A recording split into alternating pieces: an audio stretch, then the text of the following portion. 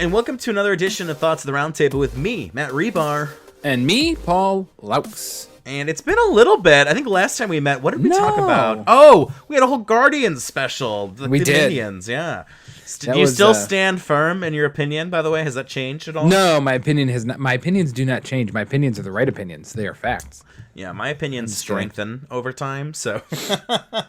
No, I'm honestly just kind of over it. I don't want to get into it because we already did that, but honestly, just like the Facebook fan pages, I just want to be like, see fan articles and it's like, okay, I get it. Can we just stop? Can we just move on? You know, it's hard to like, because, you know, obviously we had a whole 23-minute podcast special about it. Like, it's hard because like part of you's like, yeah, who cares? But then the other part is like, well, we did kind of, we bought into it a little bit to discuss it. Yeah, we did. At the same, well, here's the difference though. We didn't complain really necessarily about like the change. We wanted the change, I think, to a degree. It was just more of like, that's the change. You know what I mean? I don't even say I wanted it. I'm just saying it is what it is. I just wish we had a better name. But truthfully, they didn't change anything. I did go to my final Indians game. Well, probably, presumably, because having a kid makes it hard to do anything. Mm-hmm. But I was looking around the stands. I was like, I'm going to see these same kind of jerseys and everything next year. What's going to change? Yeah, I think people are still going to wear the jerseys. So I love how they're putting $500 million into the stadium, but somehow still not getting a roof. Can we please get a damn roof, please? Yeah, they should. $500 million and we're not putting a roof on. What are we going to do? Add 7 more barrios? Okay. Well, didn't they just renovate a lot of that? Like, that's what I was so confused with. I'm like, we just renovated half that. Well, one of the things, they're basically doing what they did with the Q, which is now, was it? That big LED thing? Let's be honest. The Rocket Mortgage Fieldhouse looks 0% difference on the inside. Literally, once you walk in, it looks like the Gund Arena still. I love how nothing has changed. The Rocket Mortgage Fieldhouse was like, girls, it's going to be a dramatic transformation, and they literally put like 20 art pieces and installations and was like, look at it now. And I'm like, it's still the same concrete shit that you always had. They literally basically they just put glass block around the existing structure. Like, look how fancy it is. It's like once you spend 2 seconds and walk past that, you're just in the Gund Arena from 1996 watching the Cleveland Lumberjacks. Like, it is the same thing. I will say though, like I feel like I'm a sucker for glass. When I see like glass, I'm like, ooh, it's the future. It's like so like sleek. Glass. No, like the way the glass buildings look. Like you're telling me like an all glass building, like that looks dope. That looks like fierce. It just screams like big building energy. It depends on how it's done. Like I'm some famous architect. I don't know what I'm talking about. I mean, I'm not a business guy, but I will agree that some of these renovations, you're like, you put millions and millions and millions and millions, and that's what we have. Like they are redoing, I guess, part of the parking garage for Progressive Field. Like, and who cares? Who cares? Nobody can use that garage. It fills up in like 5 minutes. There's like 30 parking spots in there. Here's another thing about like renovating the parking garage. Unless it's safety related, we don't need it. No. Who's gonna be like, oh my god, this parking garage? Look at the asphalt in this parking garage. Look at the look at the railings. Asphalt. Look at the railings. Look at the ticket booth in this parking garage. This is millions well spent in this parking garage. No, put it in the roof. The place. One of the parking garages that I went to for the game, they didn't even have the person at the booth anymore. It just had a paper sign that said "Pay when you leave." I'm like, how many people are gonna be like, "Nah, I ain't doing that"? It's like the honor system. Like it's a parking garage where it's like, pay if you feel like it. You know?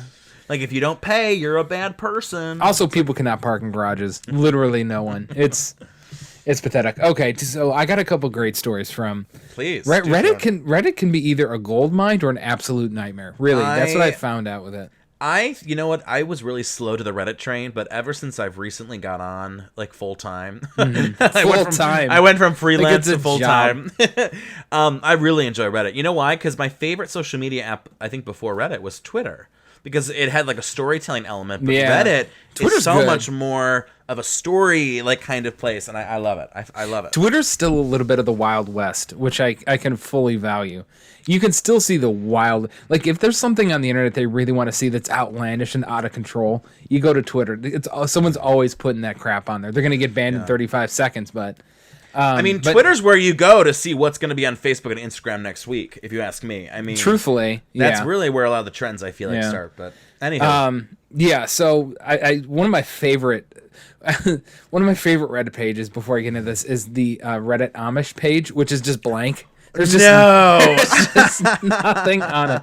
That's funny. I like but that. anyways, my other one is just weird stories, and if you get like the best headlines out of this. And listen to this one. Woman sues McDonald's after complaining that a cheeseburger advertisement was so irresistible it caused her to break Lent.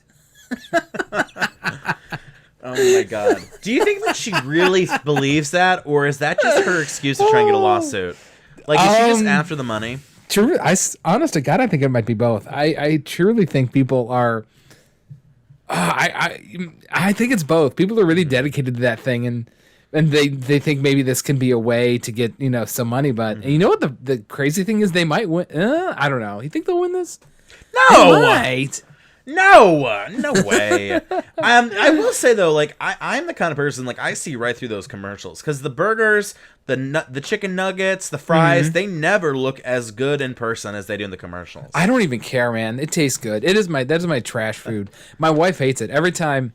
We never ever go out just because we just don't feel like it. But every once in a while I'll tell my wife, I'm like, hey, can we go to McDonald's? And she'll just stare at me like, what the hell is wrong with you? Like, no, that is not what we're doing. I don't crave McDonald's. Like, if for fast food, like, I want like a Piata or a Bibimbap or Piata sucks. I'm not a Piata fan. Here's the thing with the Piata. They gave me stuff with no sauce once. Literally, it's just dry noodles. Here's the thing. That's the thing. I never order the pasta. The pasta is the worst there. I'll do the salads, which that's are really what they're known for. So? That's like going to Chipotle and saying, I don't go for the burritos. Yeah, you go for the burrito bowls or the salads or the quesadillas or the fajitas or whatever. Well, they don't have fajitas, but actually, they used to. They could bring that back. I thought they did used to. Well, they have the fajita mix, like you put on your entree, but so it's a fajita. Basically. I mean, it's a fajita. I mean, it is to a degree, but like, I love Swenson's. Like, if I want a burger, I'll go to Swenson's. Or I like Swenson's. I just feel bad when they run to your car. I hate that. Oh my God! I feel bad. Like, my fat ass is sitting in my Honda Civic. It's this person just booking their ass out to my car. Where's my great milkshake and burger? And these like track athletes are like just eating shit on the curb, and I'm like, undoing my belt buckle. Well, and what I like about the Swenson's employees too, like, if this is the bag, they'll like carry it like they're like about to do like a relay race, football, like like it's like baby Jesus and the nativity scene. You're like, I got to get this. Then they clamp that thing into your window with force. I wish there was an option with Swenson's where you could be like, you don't have to run. Yeah, like in the after stick, like, don't run, please do not just run.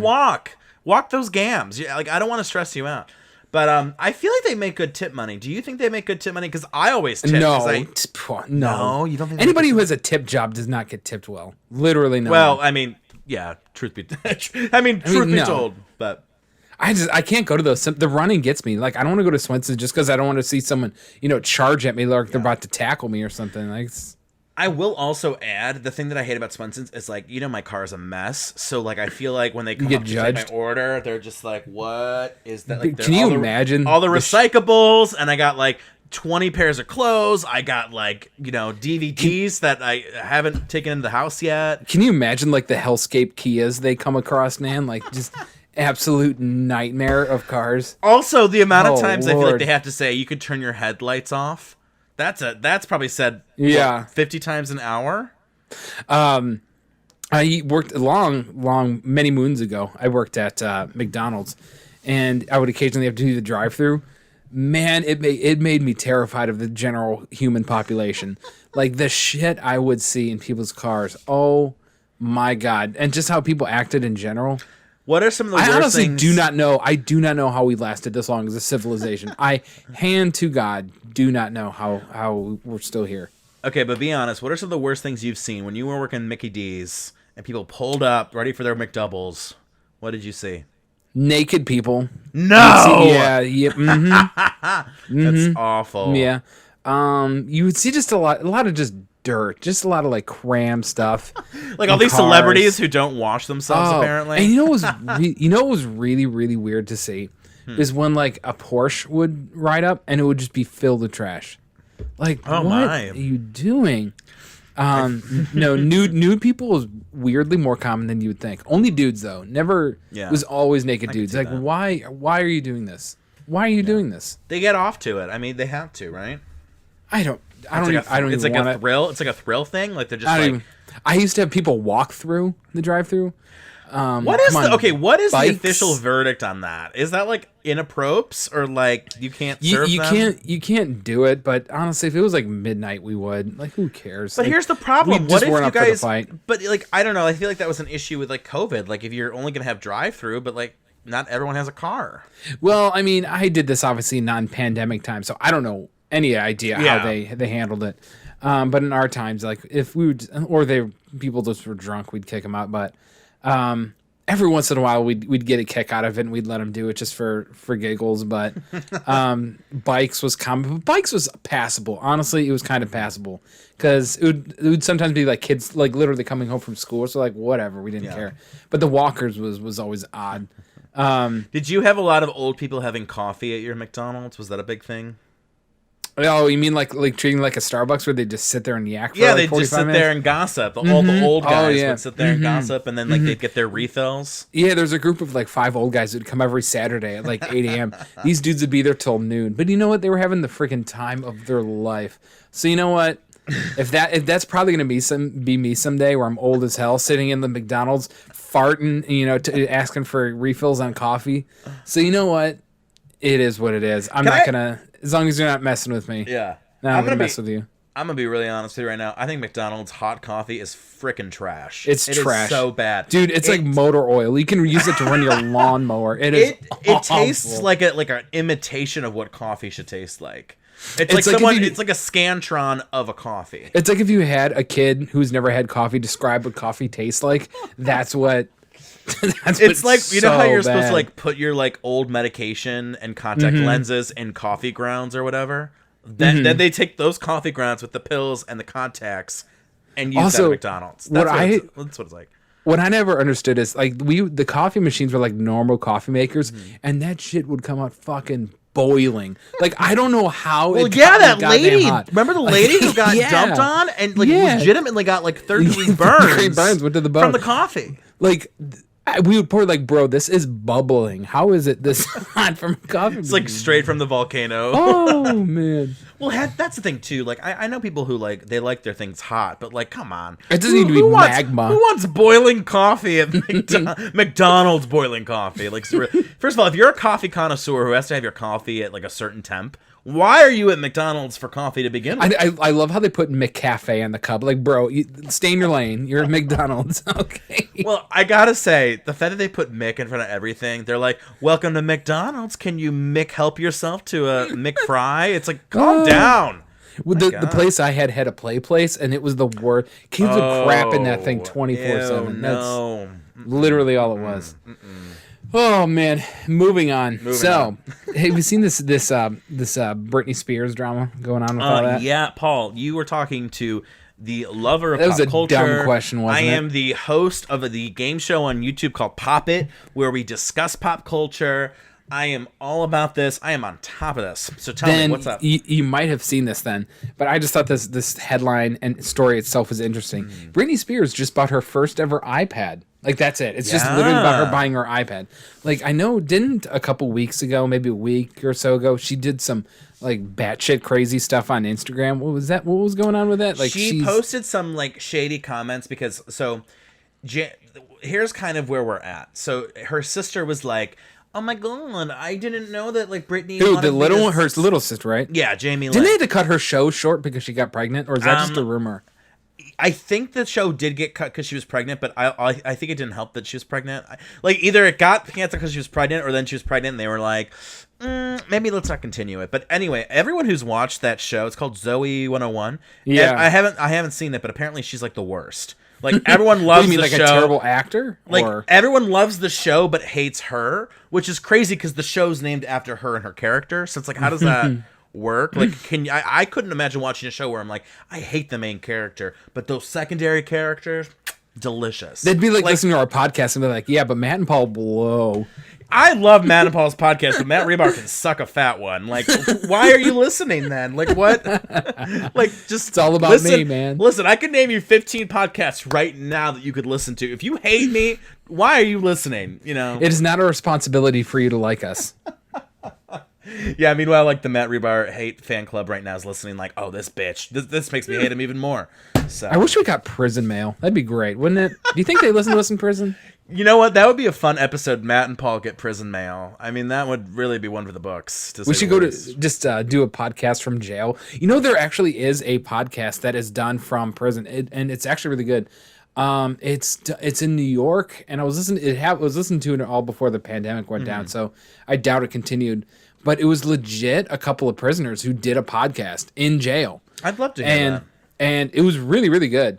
And it was obviously muted, I'm sure, for some things they could not say because there was guards 2 feet away. Like but bleeped out, like, and then he bleep, bleep, bleep, bleep. But wait, so we're talking about Britney Spears. Okay, so Jamie posted like, oh, I didn't know I was supposed to speak up. I was gonna let her do it, and then Britney was like, posted something to the effect of like, when people like want to act like they're helping you but they're not, and then Jamie posted something else, and like, so it was some shady comments, been back and forth.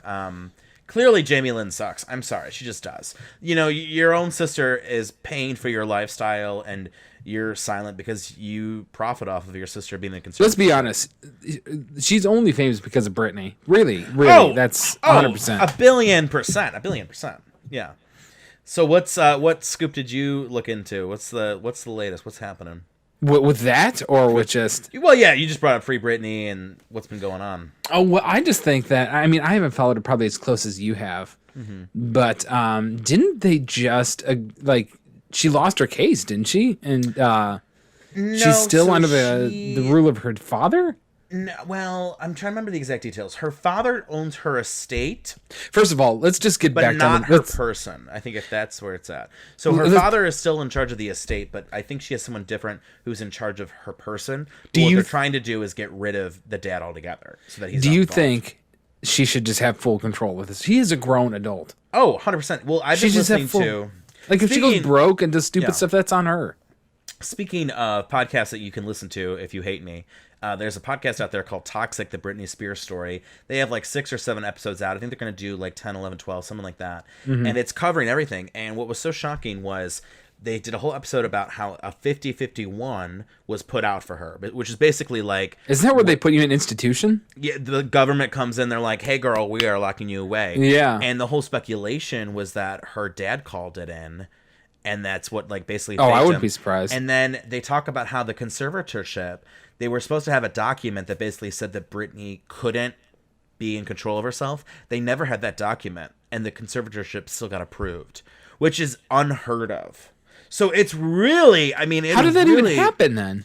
I mean, corrupt judges... I mean, how old is she? Like, she's like, what, 45? No, is she 40? 42? Oh, she's in her 40s for sure. Because in 1999, she would have been like 20. So yeah, she's probably like 40. Like, let's take a look. Because I feel like you got this Google. We got Google right here. I'm gonna say 44 or 45. No, I think she's a little younger than that. No, 39. Ooh. Oh damn. She was born 81. So 81. So 91. I mean, she's turning 40 in December. Yeah. If she goes broke on her own, she goes broke on her own. I mean, but that's the thing. She's the one making the money that everyone is leeching off of. Her sister, her dad. I mean, even her management. The whole thing is just so bizarre. Honestly, I don't know. Maybe this is common. We only know this because it's Britney Spears and she's famous. But it just seems so weird that a 39-year-old woman who's, I mean, she's a little wonky. We all know she's a little off kilter.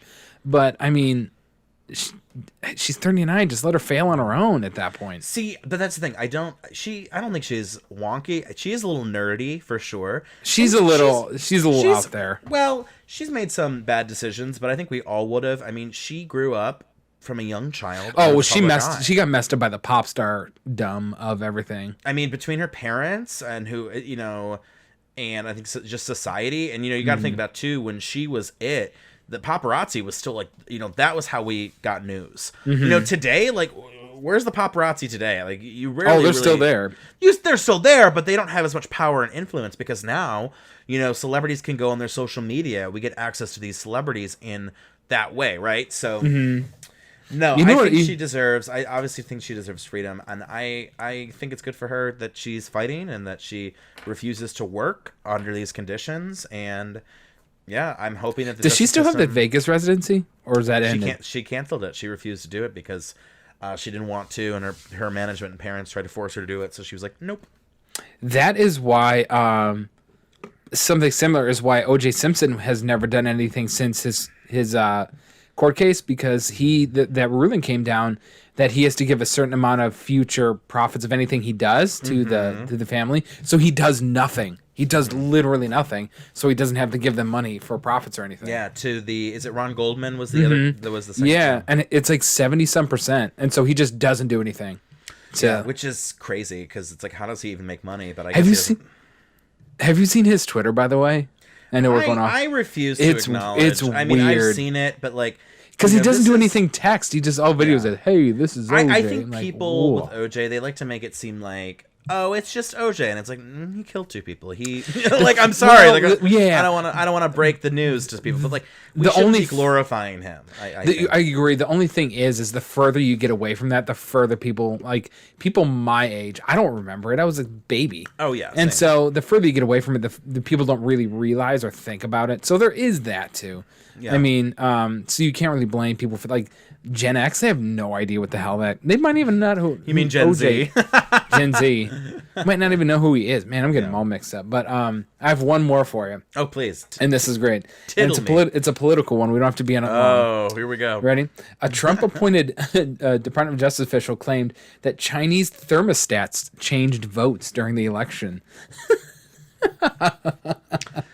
What? Okay. Yeah. I'm trying to be open-minded. I really am, but I really don't understand that connection at all. I don't get how that's supposed to have changed the votes. Apparently, well, they tried to go for the machines and everything, and they looked in the machines, and nothing was hinky with the machines. So they said, well, it's got to be something in the room, and the only thing they could point to is the thermostats, that the thermostats are programmed to do. Can we just move on? I gotta tell you this. You know that book they've been touting for a while? It's called Landslide or whatever.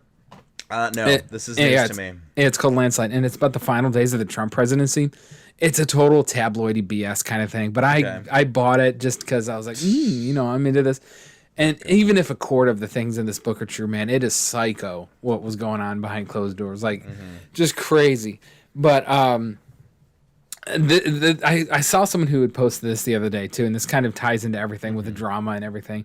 That I think people are more obsessed with small scale drama than big celebrity drama. And that's kind of like with the Trump thing, which people love so much, because that was small scale in the fact that it was just like little nitty gritty arguments. And someone's like, I'd rather hear about the arguments about why all the Kohl's night shift workers hate each other than like why Rihanna's in a feud on Instagram. Yeah. I get that. Oh man. So you got any advice for us this week? I know you usually bring. You know what? We can fly through it real quick. I found this one. Speaking of political, and I thought of you. So the title of this is "Interviewer Badmouthed Me to My References Because I Didn't Want to Harness the Power of QAnon." What? Get this.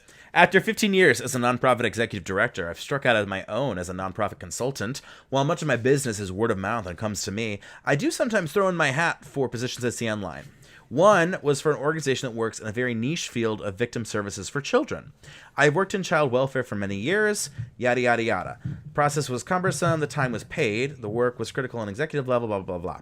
Then came the meeting with the founder and the board. What started off as an informative and productive conversation developed within about 15 minutes to their statement that we need to, quote, harness the power of QAnon, because this organization serves a population that would be harmed if one of QAnon's biggest conspiracy theories was true. And the board felt that QAnon members would want to throw money at this cause. I probably was just open-mouthed and speechless on Zoom for a solid 15 seconds before composing myself, diplomatically saying that I think that they should turn down offers if those offers came from people who align themselves with QAnon. It went badly from there. I politely excused myself from the call, followed up with an email that reiterated I was withdrawing my candidacy. However, one of the board members called the references, which was there were 6 of them submitted, to let the references know that she was largely unprofessional. She let politics get in the way of the work. She didn't have the best interests of victims at heart. And so she doesn't really know like what to do.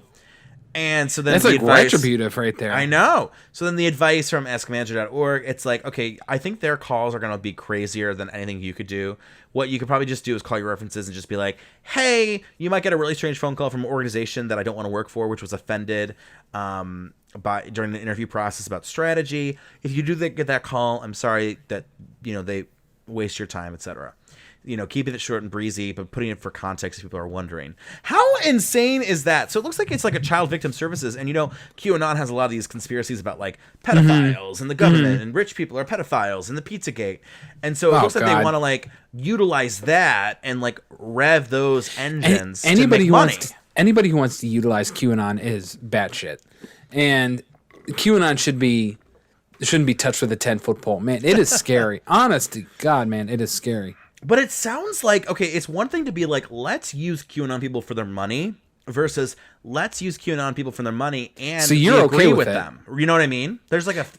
Would you use them for their money? Are you on their side? If you're going to profit off it. I wouldn't want anything to do with them. But like, to me, it doesn't sound like it's just using them for the money. It sounds like these people like kind of are into it, right? It sounds like they're kind of into it, and so especially that's what's even scarier. Especially if they get ramped up enough to call your references. So no, thanks. Like if a bunch of liberals want to be like, oh, we're gonna scam QAnon people by making them buy like QAnon phones, or I don't know what, like that's kind of funny. I could, but like I agree with what you said. This concept of like you're poking the dragon. You know what I mean? Like I wouldn't want to deal with it. So absolutely not. And what would you do? Oh, go ahead. Sorry. If someone called my references like that? Yeah, or just like what would you do if you're in an interview and they were like, by the way, we really want to appeal to QAnon people so we can get their money.